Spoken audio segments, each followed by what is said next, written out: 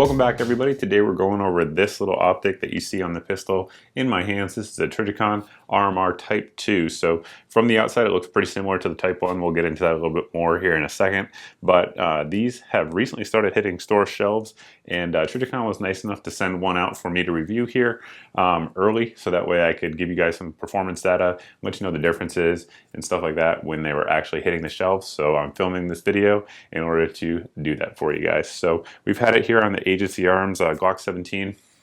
Ran about 600 rounds through it so far, so not a ton of data, but basically enough to know that it does work, at least for 600 rounds on an Agency Arms Glock 17. But sort of why is there even a Type 2, right? So the RMRs, the original ones, were designed to be used on rifles, but of course over the last few years, the industry has been moving towards red dot sights on pistols, and the RMR has pretty much been the top choice of most folks for that, assuming they had the budget for it. So you've seen failures. If you guys read around the internet, you will read reports of Trijicons having mostly flickering problems. That's usually the problem that happens, or eventually dying with high round count pistols. So Trijicon was always really good about replacing them, but of course, you'd rather not have your optic die than have it die and then have to have it replaced. So the Type 2 is designed to fix that. They're saying these are much more durable optics, so we're going to put that to the test a little bit today. But first and foremost, we're going to let the dogs take a look at it, and then we're going to get into the details of the optic itself, then the differences, and at the end, we'll let you know what we think of it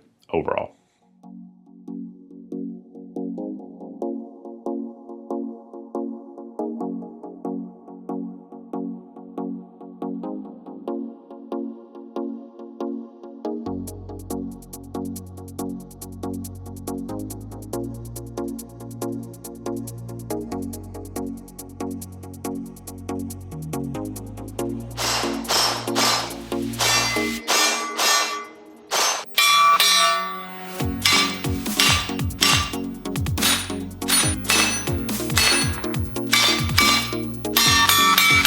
Before I get into the actual differences between the Type 1 and the Type 2, I just kind of want to go over some of the features of the RMR on the whole. So first off, it's made out of a forged aluminum housing that you see on the outside there. It has Type 3 hard anodizing all the way around for good corrosion resistance. It is waterproof down to 25 meters, and that is assuming that you're using the correct bottom piece here, either a sealing plate or something that has been milled out with good precision that allows the base to actually get a seal. Battery life on it is going to be 2 to 5 years depending on the setting that you have it on. Most folks with their sort of intermediary settings are going to see probably 3 to 5 years in terms of battery life. At least that's been my personal experience with the LED RMRs. We do have 8 adjustment modes, so you can see here on the left side of the optic we do have the plus, and on the right side we have the minus. That allows you to either increase or decrease brightness of the dot. Time to get into the differences, which I think is what most people want to hear about anyway. So looking at these two RM06 optics, please tell me which one is the Type 1 and the Type 2. You can't, right? So I know which one is which, but just from looking at them from the outside, there's not a whole lot of differences. Really the only difference I found just looking at them is the codes down here on the bottom. So that's really about it from the outside that you would ever be able to tell, but there are certainly some differences. So first and foremost, if you actually rotate the adjustments in terms of windage and elevation on the Type 2 here, this is the Type 2. The Type 2 will be a little bit more of a strong detent between each click. So this one here, on the Type 1s, I've heard of it. I've heard of people saying that under recoil, their windage and elevation will move.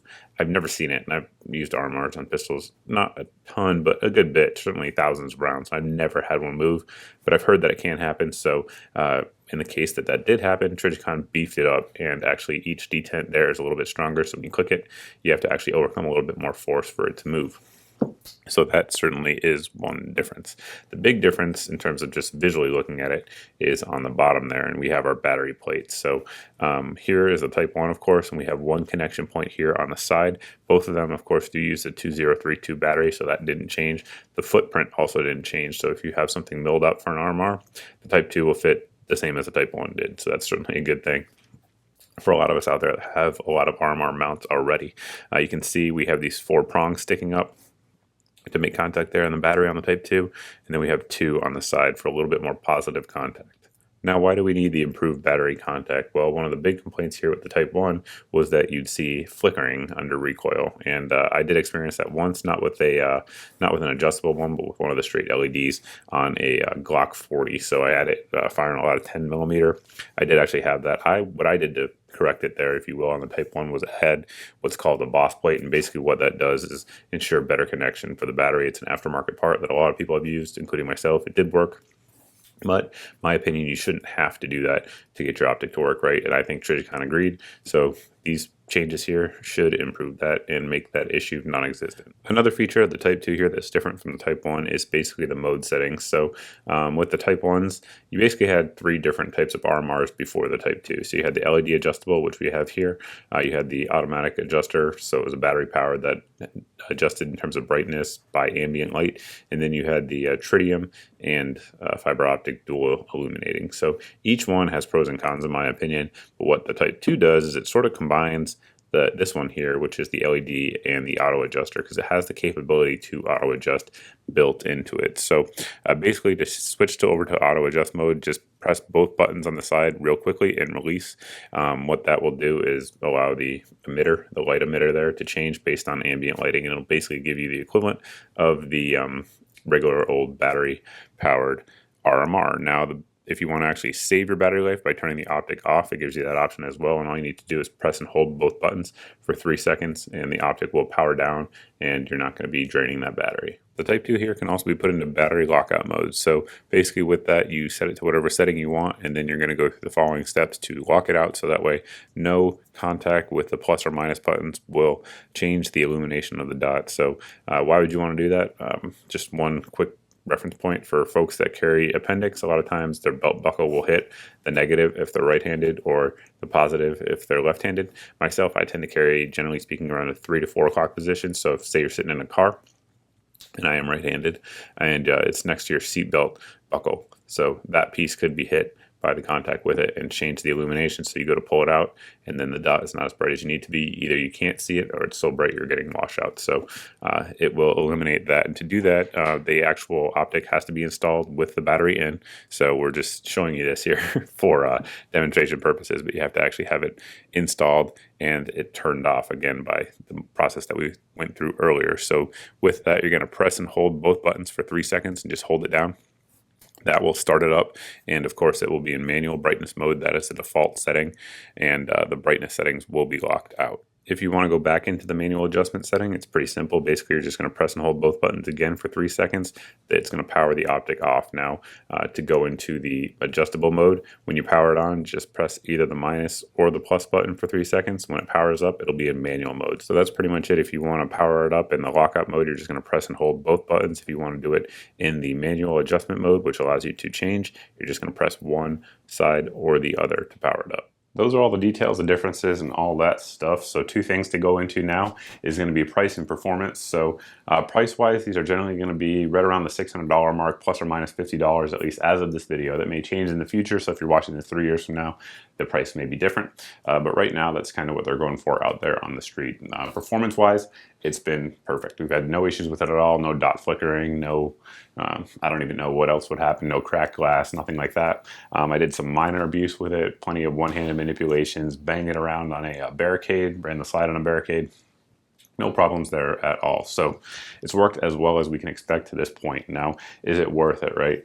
I don't know. It's ultimately up to you guys to decide, not to me. But basically what I've said in the past, and I'll stick to, is that the RMR and the Loophole Delta Point Pro are the 2 most durable and sort of duty-ready micro red dot sights out there on the market. Now, this one here, the Type 2, is promising to be much more durable than the Type 1. Now, ultimately, time will tell, but the changes they've made seem to indicate that it will be. So if that's the case, then I would say it's definitely going to leapfrog forward to be the most durable, if that makes sense. So again, assuming all that holds true when these get out there in the market, and probably in the next month or 2, you're going to see a lot of reports on these, assuming that it's going strong and doing what it says it's going to do, I think, yeah, it probably is worth it. If you're going to use it, particularly if you're going to use it for a defensive gun or a duty gun, then I would say, yes, it's absolutely worth it.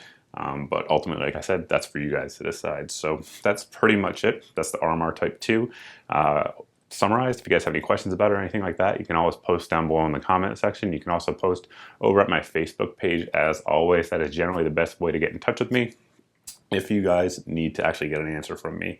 If you guys are subscribed, go ahead and hit that like button. If you guys aren't subscribed and you like what you see here, go ahead and hit that subscribe button, and we'll see y'all in the next video.